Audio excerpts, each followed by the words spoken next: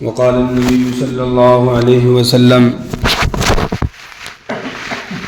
إذا كانت ليلة النصف من شعبان فقوموا ليلها وصوموا نهارها فإن الله تعالى ينزل فيها لسماء الدنيا إلى عباده ويقول ألا هل من مستغفر فأغفر له ألا هل من مسترزق فأرزقه له ألا هل من مبتلى فأعافيه أو كما قال النبي صلی اللہ علیہ وسلم۔ معزز و محترم سامعین کرام، عزیزان ملت، اللہ تعالیٰ نے اپنے بندوں کے لیے بہت ساری نیکیاں کمانے اور اپنے گناہوں کو معاف کرانے کے لیے بہت سے مواقع عطا فرمائے ہیں۔ کچھ خاص ایسے موقع ہوتے ہیں جن میں تھوڑی عبادت بھی بہت ہو جاتی ہے اور اللہ تعالیٰ اپنے بندوں کی بے شمار مغفرت فرماتے ہیں۔ ایسا ہی ایک موقع شعبان کے مہینے کی 15ویں رات میں ہوتا ہے، جسے عام طور پر شب براءت کہا جاتا ہے۔ شب براءت، شب کے معنی رات کے آتے ہیں اور براءت کے معنی آتے ہیں معافی، مغفرت۔ جیسے بری کرنا کہتے ہیں ویسے ہی براءت ہوتا ہے۔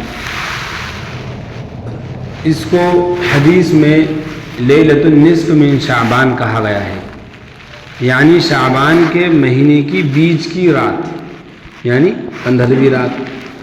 ایک مہینے میں 30 راتیں ہوتی ہیں، تو جو 15ویں رات ہے اس کو مہینے کا آدھا کہیں گے۔ حدیث میں اس کو لیلۃ النصف من شعبان کہا گیا ہے، لیکن چونکہ احادیث میں اس رات میں بے شمار لوگوں کی مغفرت کی روایتیں آئی ہیں، اس لیے امت میں اس رات کا نام شب براءت ہو گیا۔ شب برات نہیں کہ برات والی رات، بارات کوئی چیز نہیں ہوتی شریعت میں، یہ شب براءت ہوتی ہے، یعنی مغفرت والی رات۔ اس میں اللہ تعالیٰ اپنے بندوں کی مغفرت فرماتے ہیں۔ اللہ کی مغفرت انسان کے لیے سب سے بڑی چیز ہے۔ ہر انسان کو اور خاص طور سے مومن کو ہمیشہ اس موقع کی تلاش رہتی ہے کہ ہمارا اللہ کب ہم سے راضی ہو جائے اور کب ہمیں اللہ کی رضا کا پروانہ مل جائے۔ اللہ تعالیٰ نے قرآن پاک کے اندر ارشاد فرمایا، سابقوا الی مغفرۃ من ربکم، کہ تم لوگ دوڑو، تیزی سے سبقت کرو اپنے رب کی مغفرت کی طرف، یعنی اللہ سے اپنی معافی کراؤ، اللہ سے اپنے گناہوں کی معافی کرا لو، اللہ سے مانگ لو، مغفرت مانگ لو۔ الی مغفرۃ من ربکم وجنۃ، اور جنت کو مانگو۔ یعنی جیسے لوگوں میں کمپٹیشن ہوتا ہے، مقابلہ ہوتا ہے، مسابقہ ہوتا ہے، یعنی ایک دوسرے سے آگے بڑھنے کی ایک تمنا رہتی ہے کہ اس نے اگر 1 منزل مکان بنایا تو میں 2 منزل بناؤں، اس نے اگر 1 پلاٹ خریدا ہے تو میں 2 خرید لوں، یہ اگر آج اتنا بڑا ہوا ہے تو میں اس سے بڑا ہو جاؤں، یا یہ کہ اس نے یہاں تک پڑھا ہے تو میں اس سے آگے پڑھ لوں۔ ایک تقابلی فطرت انسان کے اندر پائی جاتی ہے۔ اللہ فرماتے ہیں وَفِي ذَلِكَ فَلْيَتَنَافَسِ الْمُتَنَافِسُونَ، اگر آپ کو مقابلہ کرنا ہے، ایک دوسرے سے آگے بڑھنا ہے، تو وہ جنت کی طلب میں آگے بڑھو، وہ مغفرت کے لیے، اللہ کی مغفرت کے لیے ایک دوسرے سے کمپٹیشن کرو کہ کون زیادہ نیکی کرنے والا، کون زیادہ اللہ کو راضی کرنے والا، کون زیادہ اللہ کو منانے والا۔ اسی سلسلے میں قرآن پاک کے 24ویں پارے میں اللہ رب العزت نے ارشاد فرمایا، قُلْ يَا عِبَادِيَ الَّذِينَ أَسْرَفُوا عَلَىٰ أَنفُسِهِمْ لَا تَقْنَطُوا مِن رَحْمَةِ اللَّهِ، اے میرے وہ بندوں جنہوں نے اپنی جانوں پر ظلم کر لیا، زیادتی کر لی، اسرفوا علی انفسہم، اب وہ پریشان ہیں، ہم سے بڑے بڑے گناہ ہو گئے، ہم نے بہت گناہ کر لیے، خالق اور مالک کو ناراض کر لیا، وہی ذات جس نے سب کچھ دیا تھا، وہ ذات جو سمندر کے اندر لہریں اٹھا دیتی ہے، اور وہ ذات جو پتھروں کے اندر کیڑے کو روزی پہنچا دیتا ہے، اور وہ ذات جو زخم بھی دیتا ہے اور پھر اس زخم پر مرہم بھی دیتا ہے، اور وہ ذات جو ساری انسانیت کو اور سارے عالم کو روزی پہنچانے والی ذات ہے، اسی کو ہم نے ناراض کر لیا۔ اللہ فرماتے ہیں لا تقنطوا من رحمت اللہ، تم مایوس مت ہو جانا، یہ مت سوچ لینا کہ اب ہمارے لیے کوئی معافی نہیں ہے، نہیں۔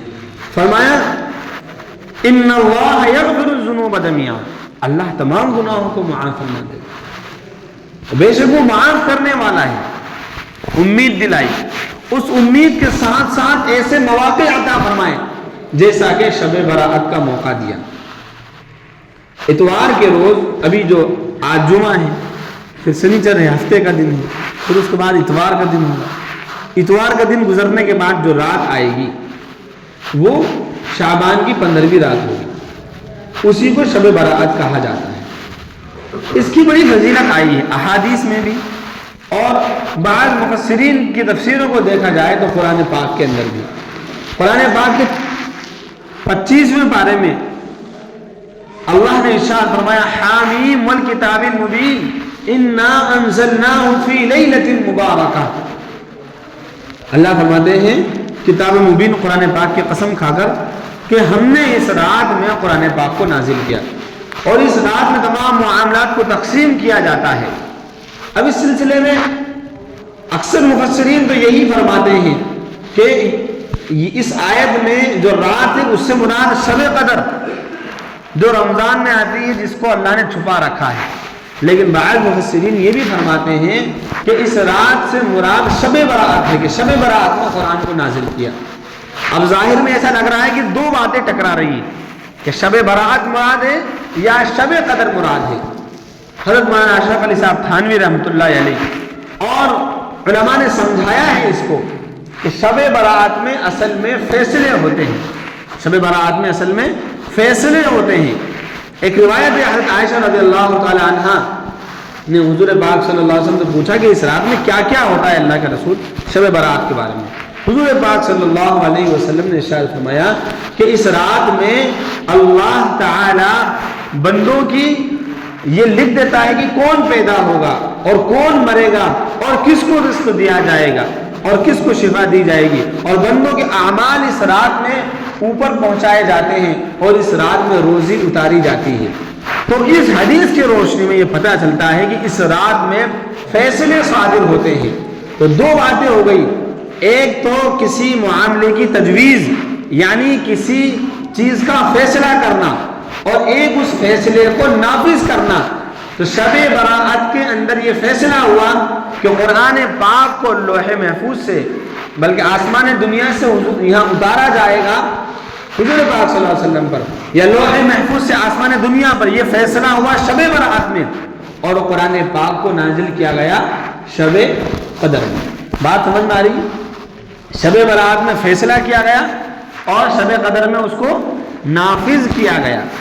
بہت زیادہ گہرائی والی بات نہیں ہے، سمجھ میں تو آ رہی ہوگی، ایسا مت دیکھو مجھے، سمجھ میں آ رہی ہے نا، اردو بول رہا ہوں میں، ہندی بول رہا ہوں۔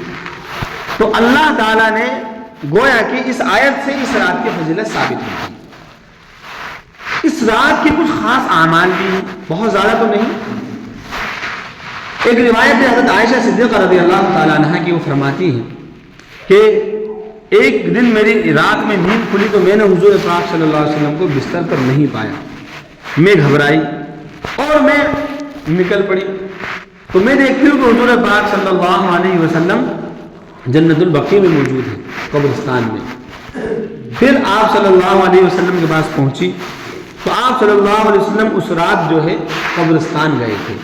تو ایک معاملہ اس سے یہ بھی نکلتا ہے کہ اس رات میں قبرستان جانا چاہیے، لیکن یاد رکھیے اس چیز کو اچھے سے یاد رکھیے، اس رات میں قبرستان جانا کوئی سنت نہیں ہے یا کوئی الگ سے کوئی کام نہیں ہے۔ حضور پاک صلی اللہ علیہ وسلم سے صرف ایک مرتبہ جانا ثابت ہے، تو مطلب زندگی میں 2-4 مرتبہ، 1 مرتبہ چلے جائیں، کوئی چلا گیا ہو تو اب نہیں جائے، یعنی معمول نہیں بنانا ہے، کہ صاحب شب برات آ گئی، اب سب کے سب ہم اکٹھے ہوں گے اور اکٹھے ہو کر اب سب کے سب قبرستان چلیں گے. کوئی واٹر فوکس قبرستان جا رہا ہے، کوئی تالاب والے میں جا رہا ہے، کوئی عیدگاہ پہ جا رہا ہے. ایسا پرہ کا پرہ، ٹولی کی ٹولی بنا بنا کر کے جانا، یہ کوئی اس رات کے اندر ایسا حکم یا ایسا امر نہیں ہے. سمجھ میں آ رہی ہے بات؟ آپ صلی اللہ علیہ وسلم سے صرف ایک مرتبہ جانا ثابت ہے. رہی بات ایصال ثواب کی کہ ہمارے مرحومین کو، ہمارے والد والدہ کو، ہمارے عزیز قریب جو اس دنیا سے چلے گئے، ظاہر سی بات ہے ہمیں بھی جانا ہے، ثواب کے محتاج ہیں وہ. ایصال ثواب کا مطلب ثواب پہنچانا، تو وہ ثواب ہم اپنے گھر میں بیٹھے بیٹھے بھی پہنچا سکتے ہیں، مسجد میں بیٹھے بیٹھے بھی ثواب پہنچا سکتے ہیں. رہی بات قبرستان جانا، تو قبرستان جانے کا مزاج ہمارا ہونا چاہیے. یا تو قبرستان ہم جاتے ہیں مردوں کو دفنانے، یا قبرستان جاتے ہیں شب برات میں. الگ سے بھی قبرستان جانا چاہیے، جا کر کے بیٹھنا چاہیے اور وہاں پہ خاموشی دیکھنا چاہیے کہ اس جگہ پر بڑے بڑے مالدار، بڑے بڑے سورما، پہلوان، علم والے، طاقت والے سب سن رہے ہیں. کسی کی کوئی آواز آتی ہے، کسی کی کوئی آواز آ رہی ہے، بالکل سناٹا ہی سناٹا. وہاں جا کر غور کریں، بیٹھیں اور پھر یہ سوچیں کہ میری ذات بھی مٹی میں مل جائے گی، مجھے بھی ایک دن یہی آنا ہے اور میرا بھی یہی حشر ہوگا. اس لیے یہاں آنے سے پہلے پہلے میں یہاں کی تیاری کروں، یہاں آنے سے پہلے پہلے میں یہاں کی تیاری کروں. اس نیت سے قبرستان جانا چاہیے. جب اس نیت سے قبرستان جائیں گے تو قبرستان میں ہم ہنسنا بھول جائیں گے، ہنسی ٹھٹے کرنا بھول جائیں گے اور ہمیں آخرت یاد آ جائے گی. کئی بڑے بڑے لوگ، کئی بڑے بڑے طاقت والے، شہرت والے قبرستان میں سو رہے ہیں، ان کا نام و نشان تک نہیں ہے. اس لیے ہمیں قبرستان جانا چاہیے. حضرت عثمان غنی رضی اللہ تعالیٰ عنہ قبرستان جایا کرتے تھے اور وہاں جا کر بیٹھ کر رویا کرتے تھے. اتنا روتے حتی ابتلت لحیتہ، داڑھی مبارک تر ہو جایا کرتی تھی. پوچھا گیا کہ جنت جہنم کے خوف سے آپ اتنا نہیں روتے؟ قبر کے معاملے میں بڑا روتے ہیں، بڑی فکر ہوتی ہے. کہا وہ بعد کی منزل ہے، سب سے پہلی منزل مرنے کے بعد قبر کی منزل ہے. اگر یہاں معاملہ آسانی سے حل ہو گیا تو آگے کا معاملہ بھی آسانی سے حل ہو جائے گا، اور اگر یہاں گاڑی اٹک گئی تو گاڑی آگے اٹکنا ہی اٹکنا. اس لیے ایک ظاہری قبر ہے جو ہمارے مرنے کے بعد ہمارے رشتہ دار تیار کرتے ہیں، اور ایک اصل قبر ہے جو ہمیں تیار کرنا ہے اپنی زندگی میں، جو ہمیں تیار کرنا ہے اپنی زندگی میں. حضرت شیخ عبد القادر جیلانی رحمۃ اللہ علیہ، نام سنا ہے؟ شیخ عبد القادر جیلانی رحمۃ اللہ علیہ بہت بڑے پیر و مرشد گزرے ہیں، ہندوستان کی تاریخ میں بڑا نام ہے. ان کی کتاب غنیۃ الطالبین یہ فرماتے ہیں کہ اس رات میں، شب برات والی رات میں، بہت سے لوگ بازاروں میں خریداری کرتے ہیں جبکہ ان کا کفن تیار ہو چکا ہوتا ہے. بہت سے لوگ مستیوں میں مبتلا ہوتے ہیں جبکہ ان کی قبریں تیار ہونے کا اعلان ہو چکا ہوتا ہے. بہت سے لوگ ثواب کی امید میں گھومتے ہیں جبکہ ان کے لیے جہنم کے فیصلے کیے جا چکے ہوتے ہیں. بہت سے لوگ طاقت کے نشے میں گھومتے ہیں جبکہ ان کے لیے مٹی میں ملنے کا فیصلہ کیا جا چکا ہوتا ہے. یعنی انسان بڑی غفلت میں ہوتا ہے، حالانکہ اللہ تعالیٰ کی طرف سے فیصلے اتار دیے جاتے ہیں اور اسی کے مطابق انسان کے ساتھ معاملہ ہوتا ہے. میرے عزیز و بزرگوں دوستو، اس دنیا میں کوئی باقی نہیں رہا ہے، ہم بھی باقی نہیں رہیں گے. اس لیے ہمیں آخرت کی فکر کرنا چاہیے. یہ شب برات اللہ نے اسی لیے دیے. اس میں دیگر جو خرافات ہمارے یہاں پائی جاتی ہیں، مثال کے طور پر بہت سے لوگ میٹھا بناتے ہیں، حلوہ بناتے ہیں. بھائی حلوہ بنانا گناہ نہیں ہے، حلوہ کھانا غلط نہیں ہے، میٹھا کھانا غلط نہیں ہے، لیکن اس کا شب برات سے کوئی تعلق بھی نہیں ہے. آپ کا جی چاہے جب بنائیں جب کھائیں، اس کو شب برات سے نہیں جوڑ سکتے، کیونکہ اگر اس کو ہم نے شب برات سے جوڑا تو گویا کہ ہم نے دین میں ایک نئی چیز ایڈ کر دی، ایک نئی چیز شامل کر دی، اور ہمارا یہ دعویٰ ہو گیا کہ اب تک دین مکمل نہیں تھا، ایک چیز ہم نے بڑھا دی. شب برات میں قبرستان جانے کا عمل ثابت ہے، لیکن اس کو معمول بنانا غلط ہے. اس کو دین سے جوڑ دینا کہ یہ سنت ہے، ایسا نہیں ہے. اس لیے ہمیں اعتدال کے ساتھ معاملوں کو دیکھنا چاہیے. ایک دم نہ تو بدعت میں مبتلا ہونا ہے اور ایسا بھی نہیں کہ بالکل لاپرواہی میں مبتلا ہونا ہے. ایک حدیث میں حضور پاک صلی اللہ علیہ وسلم نے ارشاد فرمایا، غالباً حضرت علی کی روایت ہے کہ جب اذا کانت لیلۃ النصف من شعبان، جب شعبان کی 15ویں رات آتی ہے، کون سی ہوتی ہے وہ رات؟ شب برات والی رات، شب برات والی رات۔ تو اس رات کے اندر اللہ رب العزت آسمان دنیا پر اترتے ہیں، فینزل لعبادہ، اپنے بندوں کے لیے آسمان دنیا پر اترتے ہیں۔ کب اترتے ہیں؟ لغروب الشمس، سورج غروب ہوتے ہی، یعنی جیسے ہی دن چھپ جاتا ہے اللہ تعالیٰ آ جاتے ہیں اور اعلان کرتے ہیں۔ پہلے تو اعلان کیا کرتے ہیں اس کو بعد میں سمجھیے، پہلے یہ سمجھیے کہ اس میں کون سا خاص بات ہوئی۔ دیکھیے ہر دن میں، ہر رات میں، رات کے تیسرے حصے میں جب تہجد کا وقت ہوتا ہے اللہ تعالیٰ نیچے تشریف لاتے ہیں، یعنی اللہ کے لیے کوئی ادھر ادھر آنے جانے کی ضرورت نہیں ہے، لیکن خاص طور پر بندوں کی طرف توجہ فرماتے ہیں۔ اس وقت میں کوئی بندہ اللہ کے سامنے عبادت کرتا ہے، اللہ سے مانگتا ہے، اللہ اس کی سنوائی کر دیتے ہیں۔ ایسے ہی اس رات میں ہوتا ہے، لیکن ہر رات میں یہ کام ہوتا ہے رات کے تیسرے حصے میں، جبکہ ہم سب سوئے ہوئے رہتے ہیں غفلت کے موقع پر۔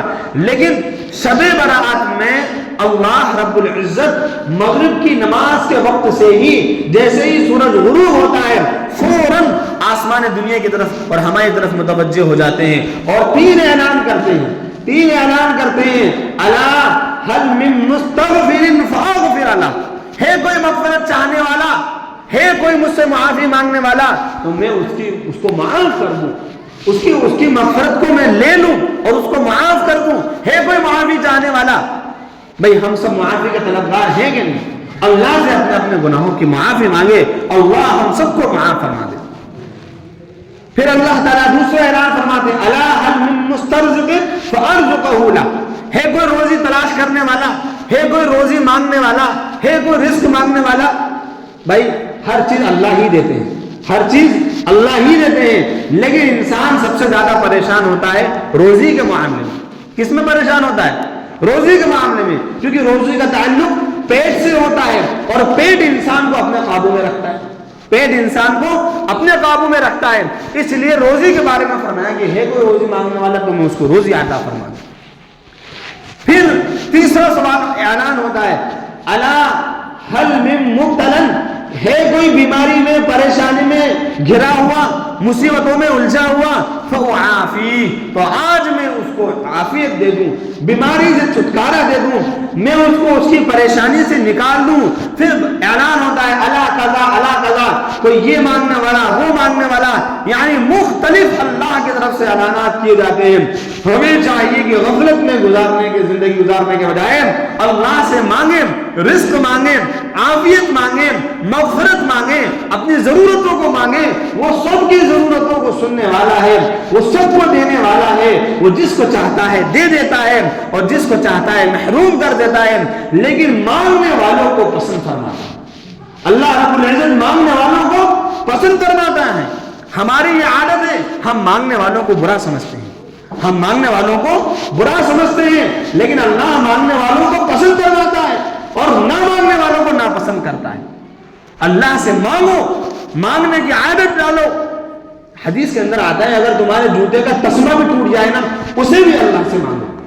بہرحال وقت مختصر ہے، کچھ باتیں آپ کے سامنے پیش کرنا ہے۔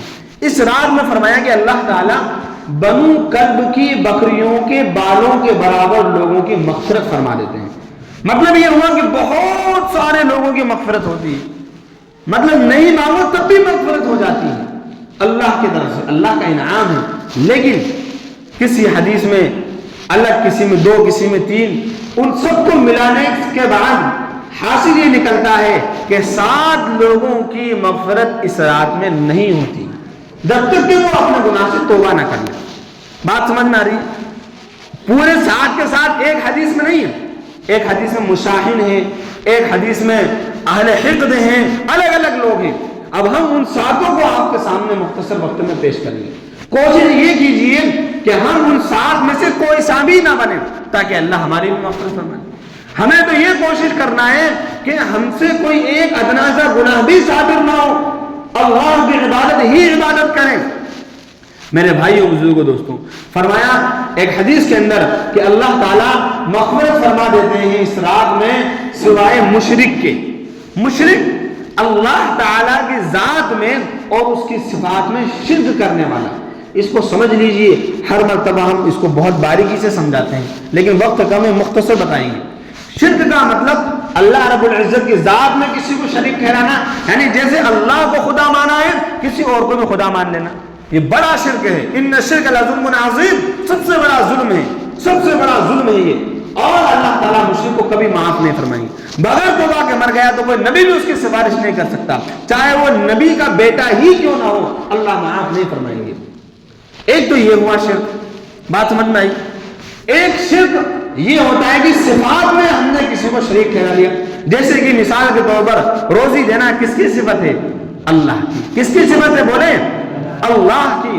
ہم نے کسی کو خدا تو نہیں مانا لیکن یہ سمجھ لیا کہ مجھے تو روزی یہ سیٹ صاحب دیتے ہیں، مجھے تو روزی فلاں صاحب دیتے ہیں. یا جیسے کہ شفا ہے، بیماری سے شفا دینے والی ذات کس کی ہے؟ اللہ کی. اب اگر ہم نے یہ سمجھ لیا کہ مجھے تو شفا دینے والی چیز فلاں ہے، مجھے شفا دینے والا فلاں شخص ہے، فلاں ڈاکٹر ہے. دیکھو اسباب کو اختیار کرنا الگ چیز ہے لیکن اسباب پر یقین کرنا یہ غلط بات ہے. لہذا اللہ کی ذات میں یا اس کی صفات میں کسی کو شریک ٹھہرانا یہ سب سے بڑا گناہ ہے. اسی میں آ جاتا ہے باباؤں پر یقین کرنا، ان سے منتیں مانگنا، یہ سمجھنا کہ یہ مجھے اولاد دے دیں گے یا یہ مجھے اچھا کر دیں گے. جو انسان مر چکا ہے دنیا میں نہیں ہے اس سے یہ زندہ ہے تب بھی نظر و نیاز کرنا. ایک ہوتا ہے کسی دیندار نیک آدمی سے دم کرا لینا، کوئی قرآن پاک کی آیت لکھوا کر کے تعویذ بنوا لینا، یہ الگ چیز ہے. لیکن ایک بابا ہے جس کو نمازوں تک کا اہتمام نہیں ہے، پاکی ناپاکی کا بھی اہتمام نہیں ہے، اور اس کے بعد جا کر کے مستورات مرد و عورت اس سے اپنی منتیں مانگتے ہیں، اپنی بیماریوں کے اندر اس کو شفا دینے والا سمجھتے ہیں، تو یہ بھی شرک ہے. اللہ کبھی معاف نہیں فرمائیں گے. اور بھی چیزیں ہوتی ہیں، شرک کی علامتیں ہوتی ہیں، مشرکوں والا عمل ہوتا ہے، ان تمام چیزوں سے ہمیں بچنا ہے. ایک حدیث میں حضرت معاذ فرماتے ہیں مجھے میرا خلیل دوست یعنی حضور پاک صلی اللہ علیہ وسلم نے 10 چیزوں کی نصیحت فرمائی. اس میں یہ چیز ارشاد فرمائی لا تشرک باللہ، اللہ کے ساتھ کبھی بھی شرک مت کرنا. وَإِن قُتِلْتَ، چاہے تجھے قتل کر دیا جائے، ٹکڑے ٹکڑے کر دیے جائیں، او حرقت فی النار، یا تمہیں جہنم کے اندر جلا ہی کیوں نہ دیا جائے. مختصراً آگے بڑھتے ہیں. تو ایک تو ہوگا مشرک، دوسرا ہے قاتل. قاتل مارنے والا، لوگوں کو بغیر کسی وجہ کے کسی کو مار دینا. کسی کو مارنا اللہ کے نزدیک یہ بھی بہت بڑا جرم ہے، شرک کے بعد سب سے بڑا جرم ہے. کسی بھی انسان کو بلا وجہ قتل کر دینا، مار دینا، کسی لالچ کی وجہ سے، کسی دشمنی کی وجہ سے کسی انسان کو کوئی حق نہیں پہنچتا ہے، کوئی حق نہیں پہنچتا ہے کہ وہ اللہ کی کسی مخلوق کو یا انسان کو مار دے، اس کی عزت ختم کر دے. ایسے شخص کے بارے میں فرمایا کہ یہ جہنم میں جائے گا. اس رات میں ایسے انسان کی بھی مغفرت نہیں ہوتی، یا ایسے حالات ایسے اسباب بنانا جس سے وہ مر جائے، وہ بھی جو ہے قاتل شمار کیا جائے گا. اور ہاں اگر کوئی کسی کی مدد کر کے اس کی جان بچا لے تو فرمایا کہ اگر کسی نے کسی ایک آدمی کو مارا تو گویا کہ اس نے ساری انسانیت کو مار دیا، اور اگر ایک جان کو بچا لیا تو گویا کہ اس نے ساری انسانیت کو بچا لیا. 6 پارے میں سورہ مائدہ میں اللہ تعالیٰ نے یہ ارشاد فرمایا. وقت کی وجہ سے مختصر آگے بڑھتے ہیں. تیسری چیز ہے قاطع رحم. پہلا مشرک، دوسرا قاتل، تیسرا قاطع رحم، رشتہ داری کو توڑنے والا. رشتہ داری بن گئی ہے اس کو توڑنے والا، چاہے تو اپنی رشتہ داری توڑے یا دوسروں کی رشتہ داری جڑی ہوئی ہے تو چغل خوری کرے، غیبت کرے، ایک کی دوسرے سے لگائے اور ان کے اندر دراڑ پیدا کرا دے، میاں بیوی کا رشتہ ختم کرائے، باپ بیٹے کے اندر تفریق پیدا کرا دے، چچا بھتیجے کے اندر کرا دے، یا کسی کے اندر بھی. ایک حدیث میں حضور پاک صلی اللہ علیہ وسلم نے ارشاد فرمایا یہ جو رحم ہے یعنی رشتہ داری یہ رحمان سے نکلی ہوئی ہے، یعنی اللہ کی ذات سے. اللہ فرماتے ہیں اگر کوئی رشتہ داری کو توڑے گا میں اسے توڑ دوں گا، اور اگر کوئی رشتہ داری کو جوڑے گا میں اس کو جوڑ دوں گا.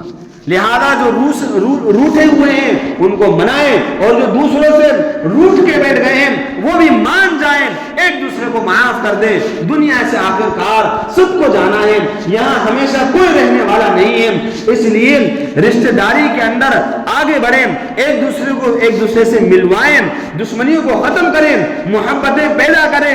دشمنی سے، نفرتوں سے تو دنیا پہلے سے بھری ہوئی ہے، بڑا کام یہ ہے کہ ہم محبتیں پھیلا دیں، ہم لوگوں کے درمیان محبتیں قائم کر دیں، غلط فہمیاں ختم کرا دیں۔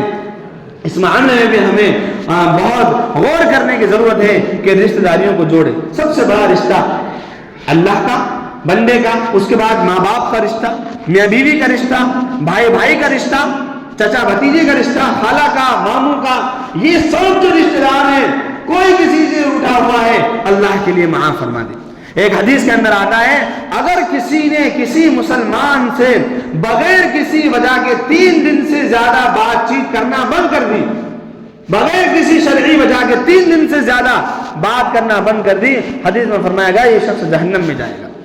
اور ایک حدیث میں فرمایا لا يدخل الجنة قاطع رحم، رشتہ داری کو توڑنے والا جنت میں داخل نہیں ہوگا۔ اور بھی بہت ساری چیزیں ہیں، اس لیے ہمیں بچنا چاہیے رشتہ داریوں کو توڑنے سے۔ سورہ بقرہ کے اندر پہلے پارے میں 13ویں پارے میں سورہ رعد میں اللہ نے بیان کیا ہے وہ لوگ جو رشتہ داریوں کو توڑنے والے ہیں، وہ فساد مچانے والے ہیں، اللہ ان سے ناراض ہوتے ہیں۔ بہرحال 4 چیزیں ہو گئی، 3 ہو گئی۔ چوتھی چیز ہے والدین کا نافرمان، اللہ اکبر، ماں باپ کی نافرمانی کرنے والا۔ ماں باپ جیسی دولت، ماں باپ جیسی نعمت دنیا میں کسی کو نہیں مل سکتی، نہیں مل سکتی۔ جن کے ماں باپ دنیا سے چلے گئے، یا ابا چلے گئے یا امی چلی گئی، ان سے ان کی قدر پوچھیں۔ یہ بوڑھے ماں باپ، ان سے ان کی قدر جانیں۔ مختصر آج کل لوگ ماں کو بڑا ستاتے ہیں۔ حدیث پاک کے اندر آیا قیامت کی علامتوں میں سے یہ ہے کہ انسان اپنے باپ کو چھوڑ دے گا، دوست سے وفاداری کرے گا، دوست کی خاطرداری کرے گا، باپ کو چھوڑ دے گا یعنی اس کی پرواہ نہیں کرے گا، اور دوسری طرف بیوی کی فرما برداری کرے گا، ماں کی نافرمانی کرے گا۔ فرمایا جب یہ وقت آ جائے تو تم انتظار کرنا عذاب کا، یا تو شکلیں بدل جائیں گی، یا زمین پھٹ جائے گی، یا پتھر نازل ہوں گے۔ ماں باپ کی نافرمانی کرنے والے پر اللہ کا غصہ نازل ہوتا ہے۔ یہاں تک فرمایا حدیث کے اندر کہ شرک کے بعد اور بڑے بڑے گناہوں کے اندر سب سے بڑا گناہ یہ بھی ہے کہ ماں باپ کی نافرمانی کی جائے۔ ایک حدیث میں حضرت عبداللہ بن مسعود نے پوچھا کہ سب سے نیک عمل، سب سے اچھا عمل کون سا ہے؟ حضور نے ارشاد فرمایا وقت پر نماز پڑھنا۔ کہا اس کے بعد سب سے محبوب عمل جو اللہ کو پسند ہو وہ کون سا ہے؟ کہا اپنے ماں باپ کی فرما برداری کرنا۔ قرآن نے تو کہا ہے کہ اف تک مت بولو، ہاں ہوں نہیں، ہٹ ورنک، چپ چاپ رہو، یہ تو بہت بڑی بات ہو گئی، اف یہ بھی مت بولو، یعنی آواز ان کے سامنے زور سے بھی مت بولو۔ کیا حال ہوتا ہے جو ماں باپ کو ستاتے ہیں، ان کے دل سے پوچھے۔ مختصر ایک ماں اپنے بیٹے کو دودھ پلاتی ہے، ماں سے کہہ دیا کسی نے، ڈاکٹر نے، کہ آپ کا دودھ بچے کو نقصان دے رہا ہے، آپ اس کو دودھ نہ پلائیں، یا یہ کہ اگر آپ دودھ پلائیں گی تو ماں کو جو ہے گھٹنوں میں تکلیف ہے، پسلیوں میں تکلیف ہے، لیکن ماں کا دل نہیں مانتا کہ نہیں میں بچے کو دودھ پلاؤں۔ 2 سال تک جب دودھ پلایا تو گھٹنے کمزور ہو گئے، پسلیاں کمزور ہو گئی، بدن نحیف ہو گیا، اب کچھ بھی نہیں بنتی۔ دھیرے دھیرے ماں بڑھاپے میں پہنچ گئی، بیٹا جوان ہو گیا، اب یہ طاقتور ہو گیا، ماں کمزور ہو گئی۔ اب ماں کیوں کمزور؟ اس سے چلا نہیں جاتا، اٹھا نہیں جاتا، کیوں؟ کیونکہ اس نے اپنے لال کو دودھ پلا کر کے بڑا کیا۔ اب بیٹا غرا رہا ہے، غصہ کر رہا ہے، اور ماں پڑی پڑی کراہ رہی ہے۔ اب آپ سوچو اس وقت اس ماں کے دل کے اندر جس نے اپنے بیٹے کے لیے اپنے آپ کو بوڑھا کر دیا، کیسا یعنی ایک کیسا افسوس پیدا ہوتا ہوگا اور کیسا دل میں تکلیف پیدا ہوتی ہوگی۔ اس لیے اپنے ماں باپ کو راضی کریں۔ ایک حدیث میں حضور نے ارشاد فرمایا کہ یہی تو تمہاری جنت ہے اور یہی تمہاری جہنم ہے، چاہو تو جنت آباد کر لو اور چاہو تو جہنم کو دہکا دو۔ اور اس کے بعد جو ہے کینہ پرور، جو کینہ پالتا ہے اپنے دل کے اندر، مسلمان بھائیوں سے دشمنی رکھتا ہے، اس کے بھی صراط میں مغفرت نہیں ہوتی۔ ایسے ہی شراب نوش، نشہ کرنے والا، شراب پینے والا، نشے کی ٹیبلٹ لینے والا، نشے کا انجیکشن لگوانے والا، کوارٹر پینے والا، ایسا کوئی بھی انسان مسلمان اللہ اس کی صراط میں بھی مغفرت نہیں فرماتے۔ یہاں تک کہ فرمایا کہ شراب تمام برائیوں کی جڑ ہے۔ اور چھٹی چیز ہے پاجامے کو ٹخنوں سے نیچے لٹکانے والا، یہ بہت عام برائی ہے، گناہ بے لذت ہے، بے مطلب انسان یہ گناہ کرتا ہے، اپنے پائجاموں کو ٹخنوں سے اوپر رکھے، کیونکہ ٹخنوں سے نیچے پائجامے جانے کا مطلب ہے تکبر، غرور۔ اور آخری فرمایا بدکار عورت، جو عورت اپنی عزت کی چادر کو ختم کر دیتی ہے، اپنے آپ کو نیلام کر دیتی ہے اور وہ اللہ کا خیال نہیں رکھتے، اپنی عزت کا خیال نہیں رکھتی، اس رات میں اللہ اس کی بھی مغفرت نہیں فرماتے ہیں۔ تو ہمیں اس رات کی قدر کرنا ہے، عبادتیں کرنا ہے، اللہ سے دعائیں مانگنا ہے۔ اللہ تعالیٰ جو کچھ ہم نے کہا ہے ہم سب کو اس پر عمل کرنے کی توفیق عطا فرمائے، اللہ ہم سب کی مغفرت فرمائے اور اس رات کی قدر کرنے کی توفیق عطا فرمائے، آمین۔ وآخر دعوانا الحمدللہ رب العالمین۔ سنتوں سے فائدہ ہونا ہے۔